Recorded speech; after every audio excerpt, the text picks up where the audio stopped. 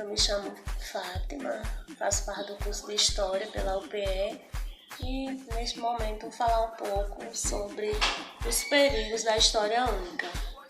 Segundo Carlos Lopes, em 1995, em seu texto A Pirâmide Invertida, a história da África viveu um período sobre o peso da afirmativa hegeliana de não ter uma história. Mas, de acordo com Carlos, a publicidade alcançou os africanos.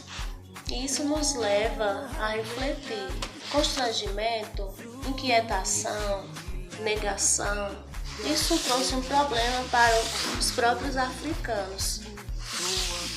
Eles mesmos se autodiminuíam, se autodiscriminavam, achavam insuficientes, incapazes de reagir diante dos problemas e das dificuldades que ele enfrentava.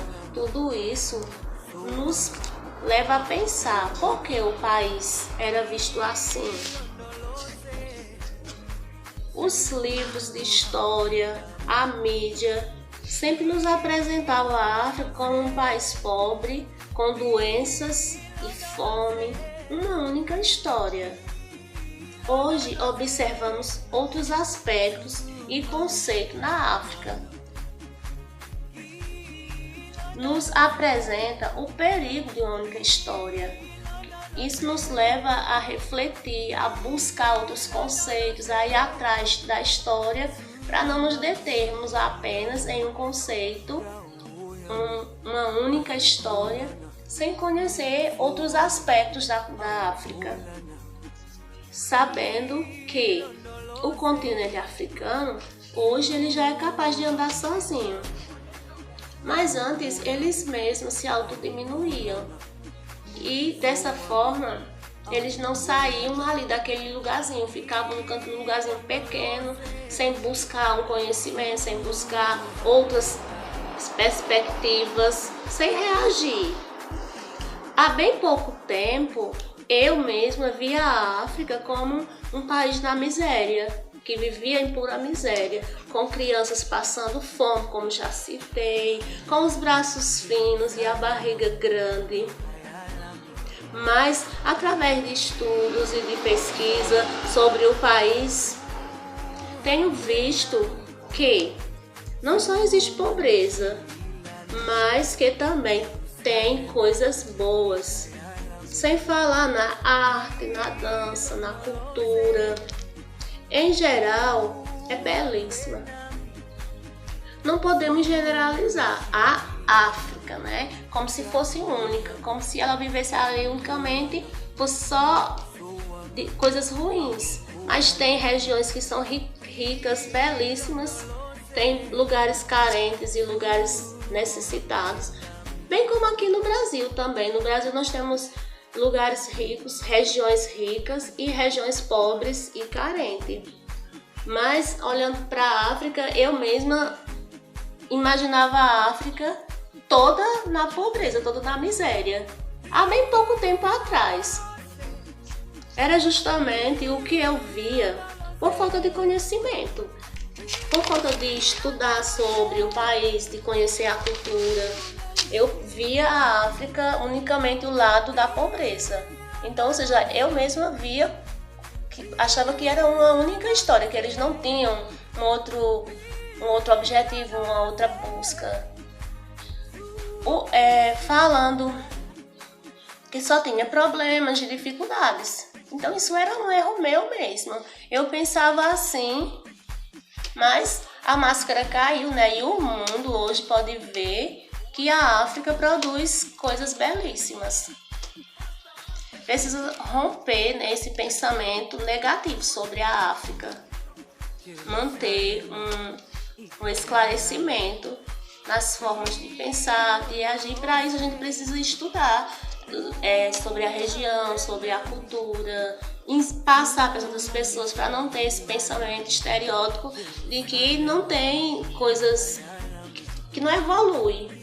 Preciso romper o pensamento africano e manter o enclausuramento, as formas moleculares associadas à necessidade de releitura ou investigação do passado, corroborando para a manutenção da visão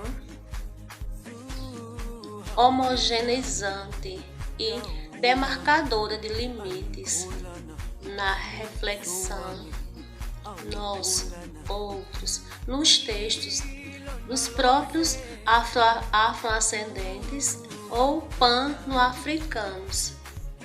A maior dificuldade, no entanto, talvez seja definir de maneira menos racial e abstrata o que é ser africano, segundo Mia Couto. Ou seja, os próprios africanos, em seu contexto, se autodiscriminam, mas graças ao conhecimento que vem sendo disseminado, essa forma pequena e única de pensar está mudando.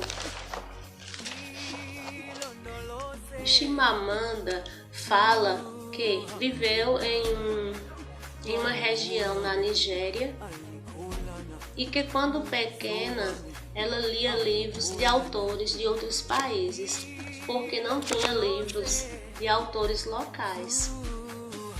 E o que sabia da região era bem pouco. Uma única história.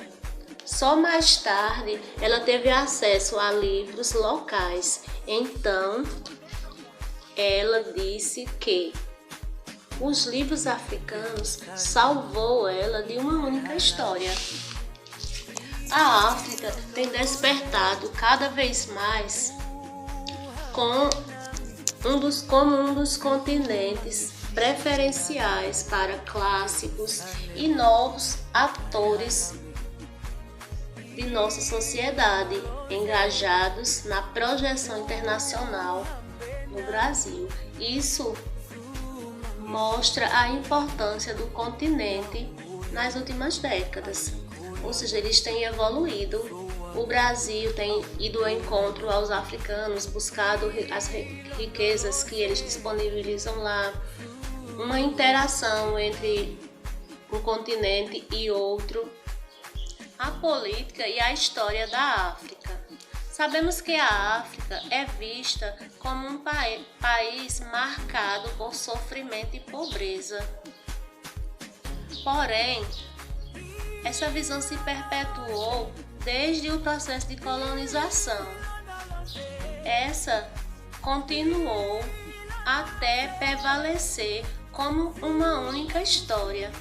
De fato, sabemos que a África é um continente rico, um continente antigo, porém possui uma história de conquista e é um lugar rico e possui grandes reinos africanos.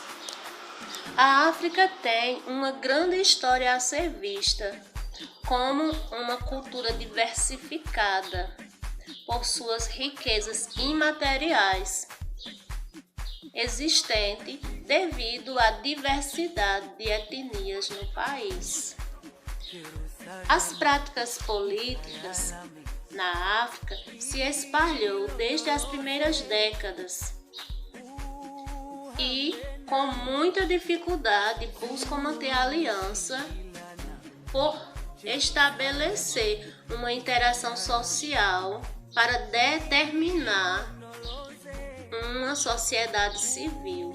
Eles estão buscando sair ali daquele espaço pequeno, se desenvolver e ir atrás de outras buscas, outras perspectivas para que o país se estabeleça e que evolua. Então nós não podemos ver a África apenas como aquele continente apagado no cantinho do mapa ali, né? Temos que ver que eles estão buscando se desenvolver. Sem contar, como eu falei anteriormente, que não apenas a África passa por dificuldade, por pobreza, por situações adversas, mas aqui em nosso país, o Brasil é o nosso exemplo, né? Que vivemos aqui, sabemos que tem muita pobreza também, que tem dificuldades e que tem situações adversas. Então aqui, né, fica o nosso resumo falando sobre a história da África.